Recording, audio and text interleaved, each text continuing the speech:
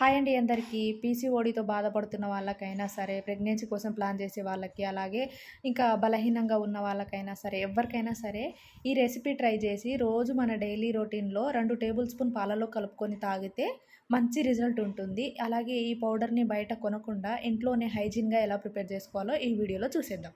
ఒక కప్పు మకానా తీసుకొని మంచిగా అవి క్రిస్పీగా అయ్యే వరకి మనం లో ఫ్లేమ్‌లో డ్రై రోస్ట్ చేసుకొని పక్కకు తీసి పెట్టుకోవాలి. తర్వాత హాఫ్ కప్పు బాదం, అలాగే పావు కప్పు జీడిపప్పు, పావు కప్పు ఇంకా వాల్‌నట్స్, కొద్ది కొద్దిగా pumpkin seeds, water melon seeds, sunflower seeds, అలాగే ఫ్లెక్స్ సీడ్స్, చియా సీడ్స్, నువ్వులు ఇవన్నీ వేసి మంచిగా డ్రై రోస్ట్ చేసుకోవాలనమాట. లో ఫ్లేమ్‌లో ఇలా బాగా వేయించుకున్న తర్వాత ఇవన్నీ పూర్తిగా చల్లార్చుకోవాలి. ఇలా చల్లార్చుకున్న తర్వాత కొద్ది కొద్దిగా మిక్సీ జార్‌లో వేసుకొని వీటిని గ్రైండ్ చేసుకోవాలి. తర్వాత ఇందులోకి నేను బ్రౌన్ షుగర్‌నైతే ఇంకా పొడి చేసుకొని వేసుకుంటున్నాను అనమాట. ఇంకా మనం టేస్ట్ కోసం అయితే 2 కప్పుల వరకు నేను బ్రౌన్ షుగర్ వాడాను. తర్వాత ఇలాచీ పౌడర్ కూడా కొద్దిగా వేసుకొని ఇదంతా బాగా కలుపుకోవాలి.